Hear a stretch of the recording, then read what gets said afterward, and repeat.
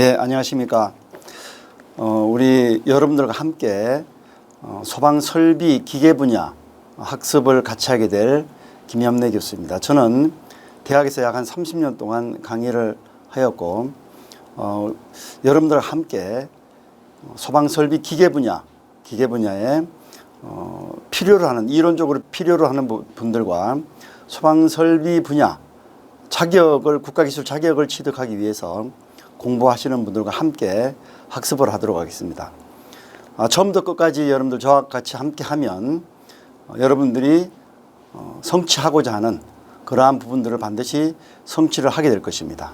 자, 그래서 교과목은 소방기계시설의 구조 및 원리라고 되어 있습니다. 그래서 이 부분은 소방설비 분야의 기계 분야에 우리 이론적인 그러한 과목을 할 텐데, 먼저 소화기구, 자동소화장치, 수계소화설비를 먼저 이렇게 학습을 하도록 하겠습니다. 저의 연락처와 또 메일이 있으니까 저한테 연락하실 분들은 해주시면 될 것 같습니다. 자, 그러면 우리가 소방을 하기 전에 이 화재와 불, 이것은 어떤 차이가 있느냐라는 것을 한번 잠깐 살펴보도록 하겠습니다. 이 화재라는 것은 말 그대로 불로 인한 재앙이라고 이야기를 하는데요. 여러분들 많이 겪어보실 겁니다.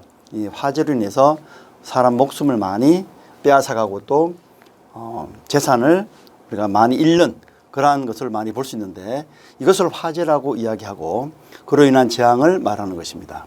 자, 불이란 것은 아마 여러분들 잘 아실 겁니다.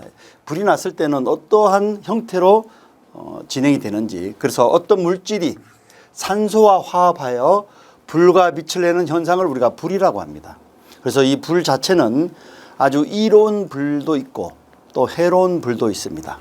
그래서 우리가 불은 이로운 불과 해로운 불로 이렇게 구분을 하게 되는데, 그래서 우리가 해로운 불을 뭐라고 하느냐? 해로운 불을 화재라고 합니다.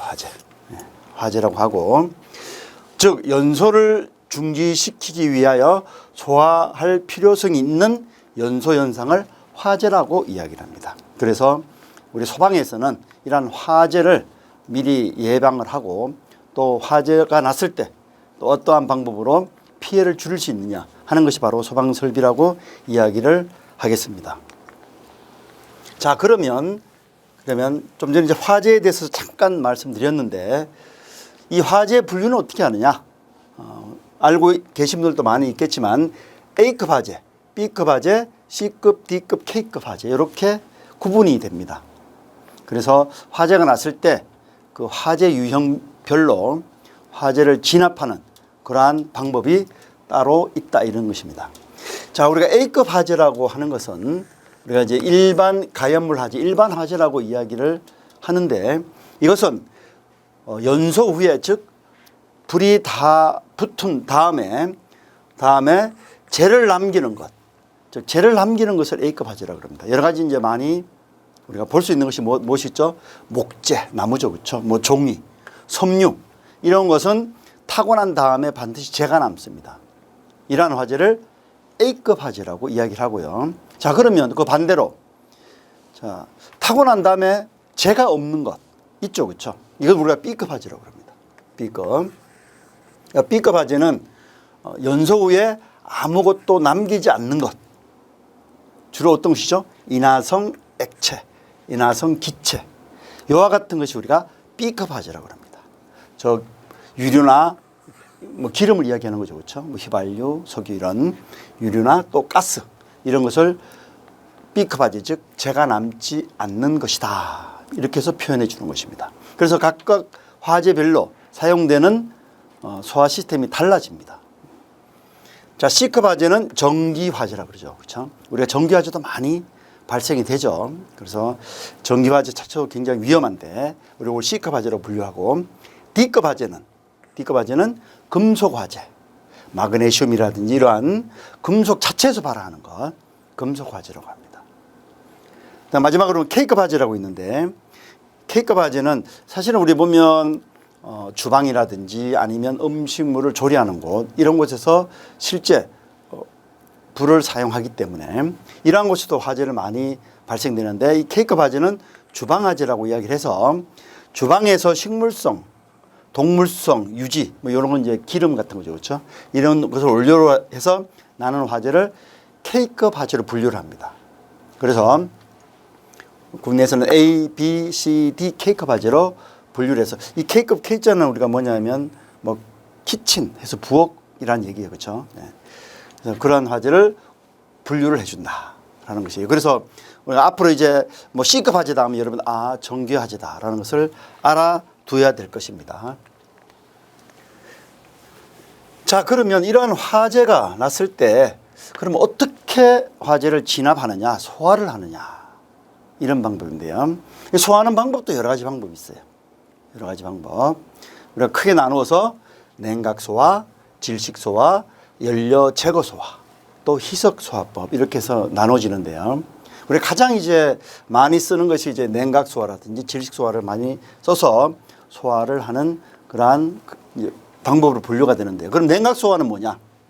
냉각은 말 그대로 열을 낮춰주는 겁니다. 화재가 났을 때 고온의 열이 올라가면 이 열 자체를 온도를 낮춰주면 자동적으로 불이 꺼지는, 그래서 주로 사용하는 것이 뭐죠? 물을 사용한다.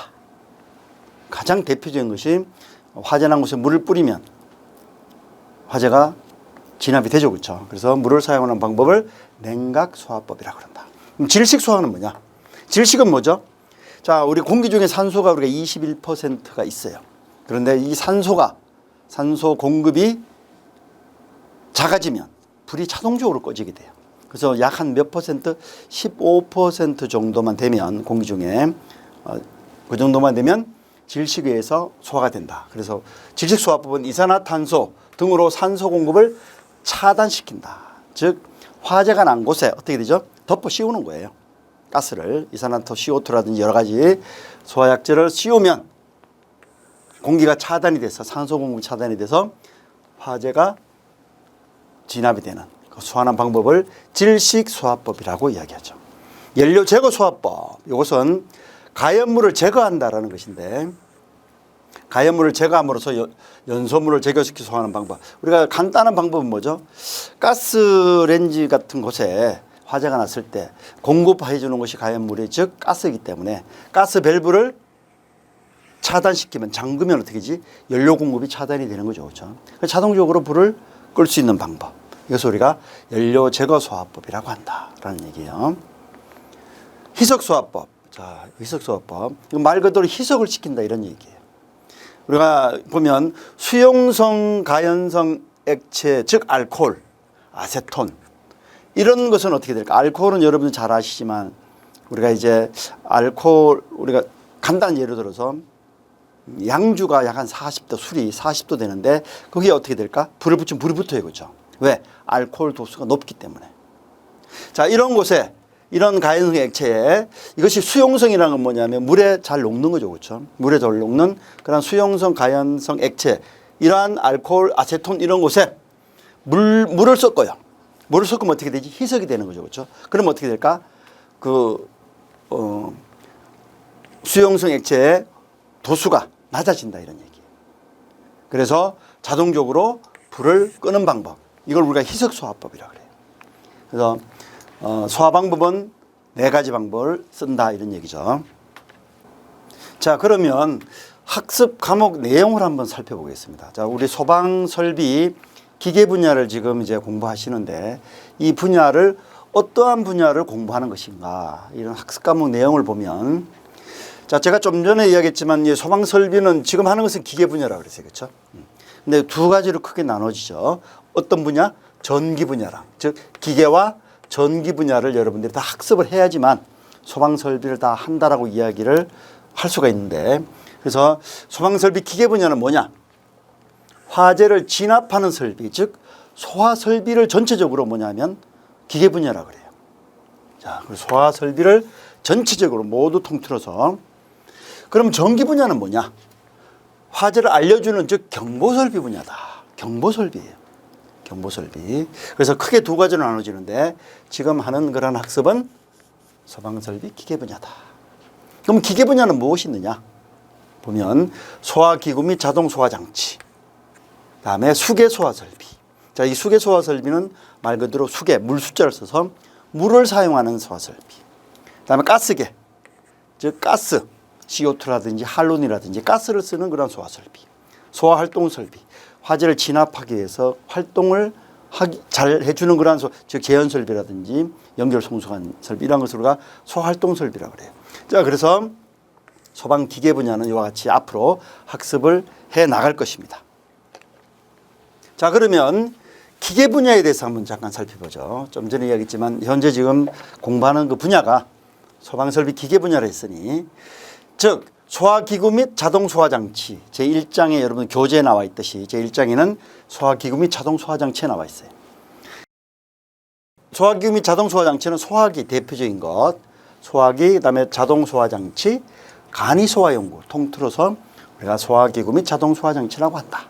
학습을 할 것이고요. 자, 수계소화설비, 즉 물 숫자를 쓴다 그랬어요. 물을 이용하는 소화설비를 다 수계소화설비라고 그래요. 대표적인 것이 뭐죠? 옥내소화전설비, 건물 내에 있는 것. 옥외소화전설비, 건물 바깥에 있는 것. 그다음에 스프링클러 설비, 물분무 소화설비, 포소화설비, 대표적인 것이 이렇게 수계소화설비로 나눠지고 있다. 자, 이것을 이제 여러분들 같이 저와 같이 학습을 할 것입니다. 자, 그다음에 가스계 소화설비 보면 뭐 대표적인 것이 CO2죠, 그렇죠? 예. CO2 가스를 쓰는 그러한 소화설비. 그다음에 활론, 한류계나물 및 불활성 기체, 분말 이러한 소화설비를 가스계 소화설비라고 한다. 소활동 설비는 제연 설비 대표적인 것이고, 그렇죠? 그다음에 연결 송수관 설비, 연결 살수 설비, 지하구. 옛날엔 이것을 뭐냐면 연소 방지 설비라고 그랬어요. 지하구에 쓰는 그러한 소활동 설비. 크게 나눠지고, 우리가 방제 안전이라고 표시를 하는데, 이제 도로 터널, 우리가 터널 내에서 화재가 났을 때는 어떻게 대처를 해야 되느냐.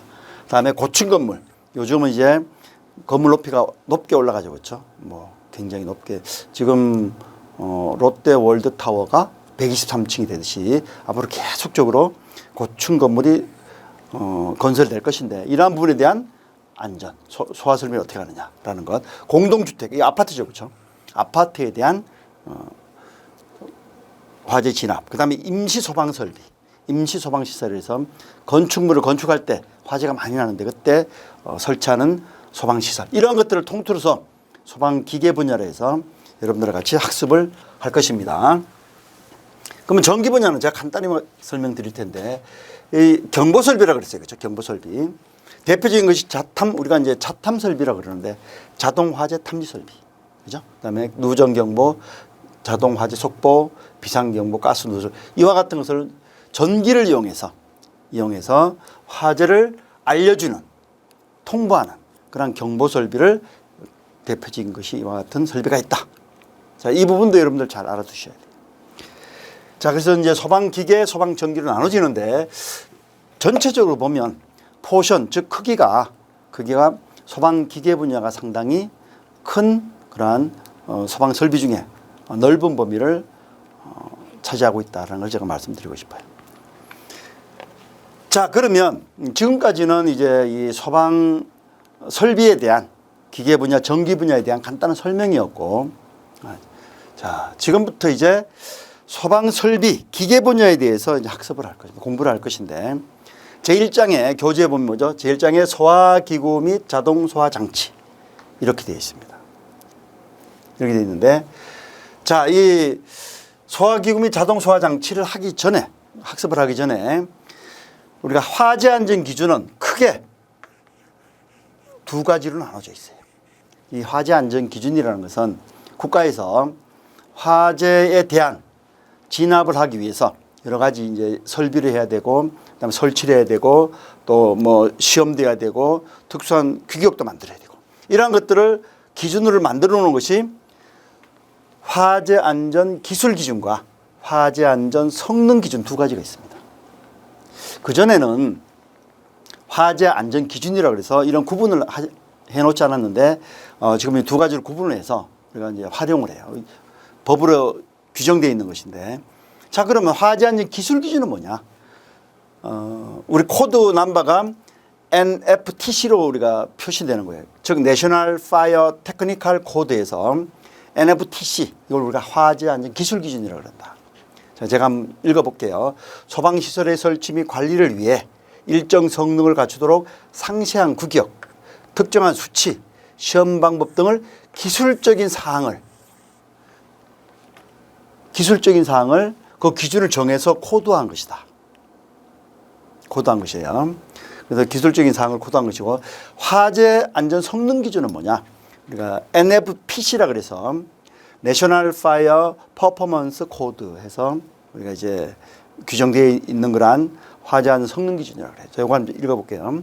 소방시설에 갖춰야 할 재료, 공간, 설비 등에 요구되는 중요한 성능을 기술이나 환경이 변화해도 반드시 유지되어야 할 필요가 있는 것을 고시로 정한다. 고시로 정하는 것이 우리가 화재 안전 성능 기준이라고 그래요. 그래서 일반적으로 소화 설비에 바로 적용할 수 있는 것은 화재 안전 기술 기준이고, 고시로 해서 법으로 정해 놓은 것이 화재 안전 성능 기준이다. 이렇게 보면 될 것입니다. 그래서 지금 하는 소화기구 및 자동 소화 장치도 이와 같이 NFPC를 기준으로 해서 여러분들이 공부를 할 것입니다.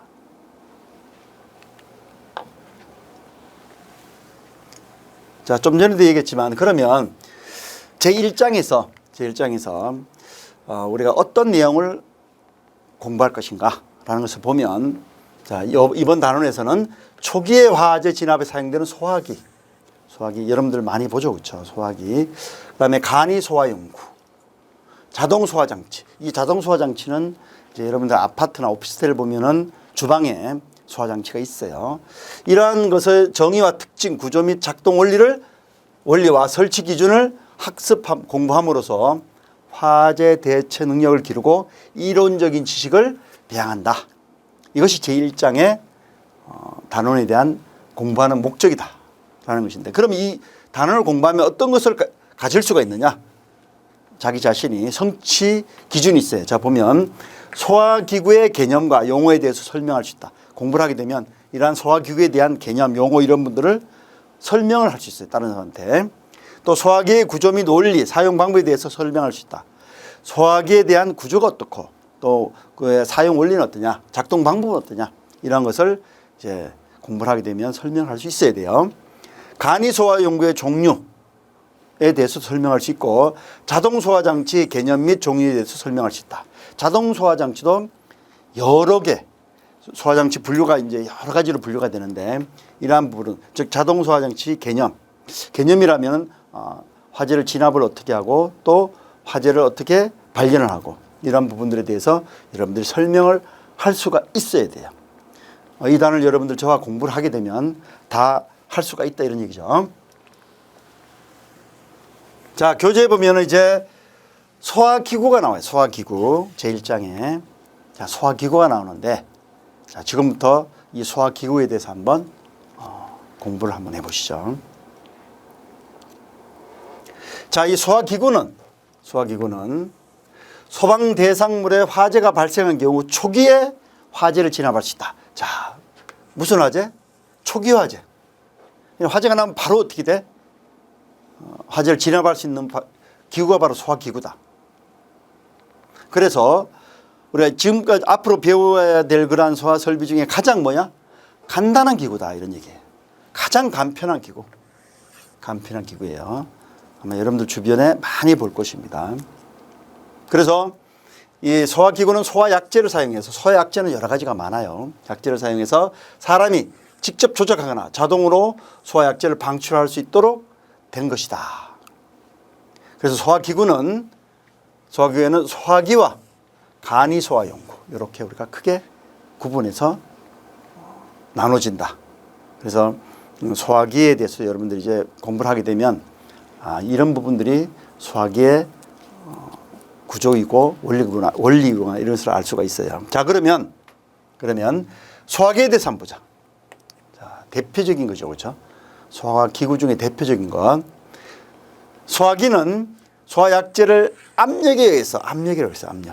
자, 압에 의해서 방사하는 기구다.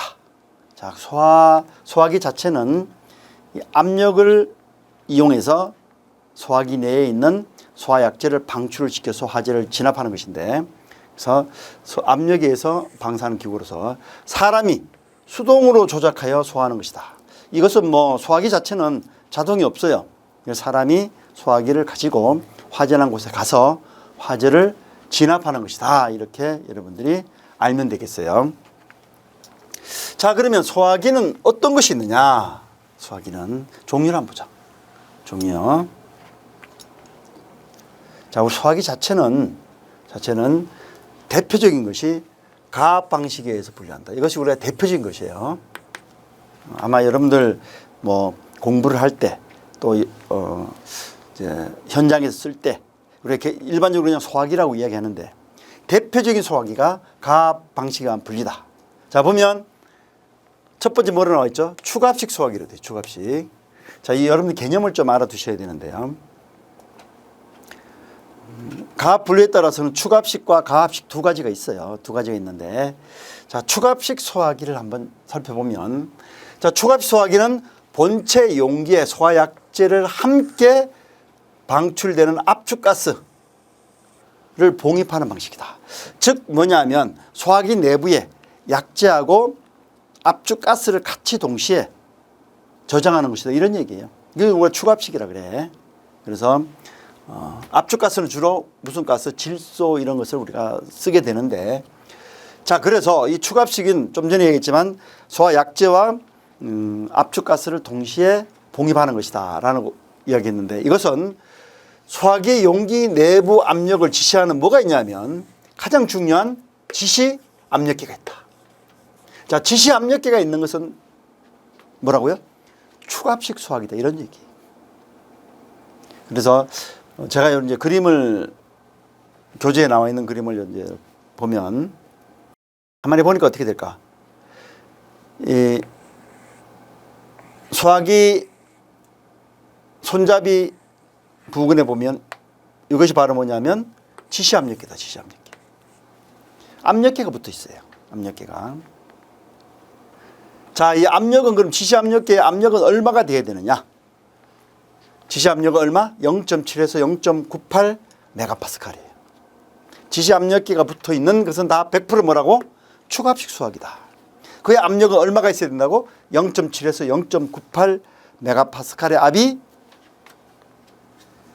용기 내에 압축되어 있어야 돼요.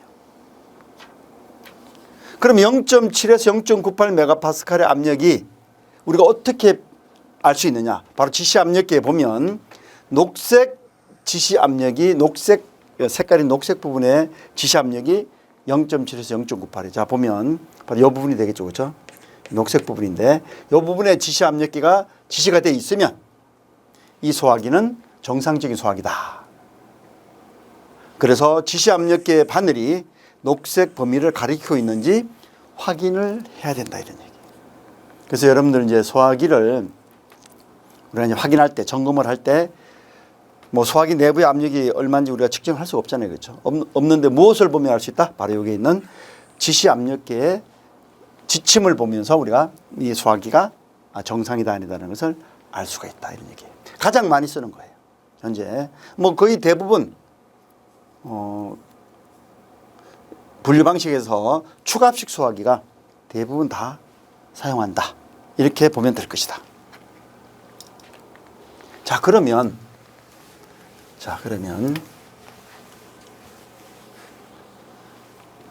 가압식을 한번 보자. 가압식. 자, 이 가압식 소화기는 추가압식과 달리 소화약재를 방출원이 되는 가압가스를 별도의 전용 용기에 충전해서 봉입해 둔다. 즉 용기 내에는 평상시에는 압력이 없고 별도의 용기에 충전하여 봉입하는 방식을 말한다. 즉 별도 따로 소화기 내부에 별도 용기를 따로 설치를 해요. 그래서 여기에 가스를 저장해서 화재가 났을 때 이 별도 용기에서 발생되는 압력에 의해서 약재가 방출되는 것이다. 그래서 가압식 소화기는 뭐냐면 지시 압력계가 없다. 간단하죠. 그렇죠? 가압식과 추가압식은 어떻게 될까? 지시 압력계가 없으면 가압식, 지시 압력계가 있으면 추가압식 이렇게 표시하죠.